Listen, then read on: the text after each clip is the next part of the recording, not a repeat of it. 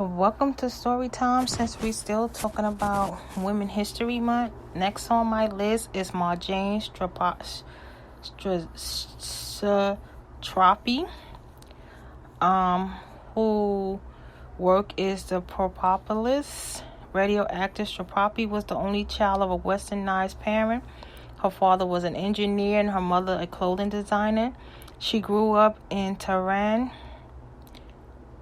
where she attended the Lycée Français. After the Iranian Revolution of 1979, her family Western way of life drew the attention of Iranian authorities, and by 1984, her parents had decided to send her to Australia to attend school. A failed relationship there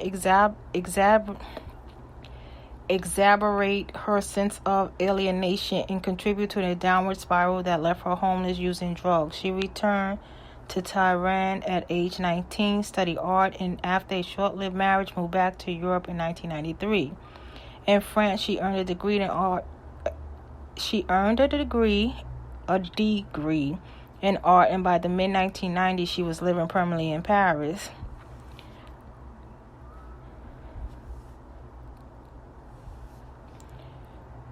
So meet extraordinary women who dare to bring gender equality and other issues to the forefront. For overcoming oppression, to breaking rules, to reimagining the world of waging a rebellion, there's women of history have a story to tell. Satrapi published the book Persepolis 1, 2000 and Persepolis 2, 2001 in France. They were combined as Persepolis, the story of a childhood, when translated into English in 2003. In Persepolis, she used a stripped-down visual style that showed the influence of German expressionism to tell the story of her childhood in Tehran. It is a story that Western readers found at once familiar. A resident who loves Nike shoes and rock music. In foreign, she is stopped and threatened with arrest for wearing those shoes as she walked through a city damaged by bombing raids during the Iran-Iraq War in 1980 and 88. Sometimes described as a graphic memoir, Persepolis melds the format of a graphic novel with a prose-only memoir. Satrapi adapted her book as a film, also called Persepolis 2007, which was nominated for Academy Award for Best Animated Features. Persepolis 3 and Persepolis 4 was published in France in 2002 and 2003, respectively, and was translated together into English as Persepolis 2, The Story of a Return in 2004. Persepolis 2 begins where Persepolis ends, with Satrapi living in Europe. The family friend with whom Satrapi was intended to live instead shovel her to a boarding house, and her life gradually dissolves. She returned to her parents in Iran but feels out of place, and she eventually leaves again for Europe.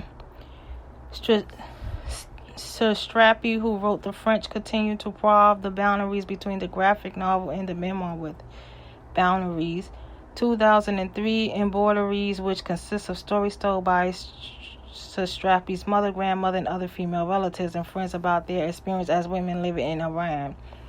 Published in 2004, recounts the story of her great-uncle, a renowned tar player who resolves to die when he cannot adequately replace his broken instrument.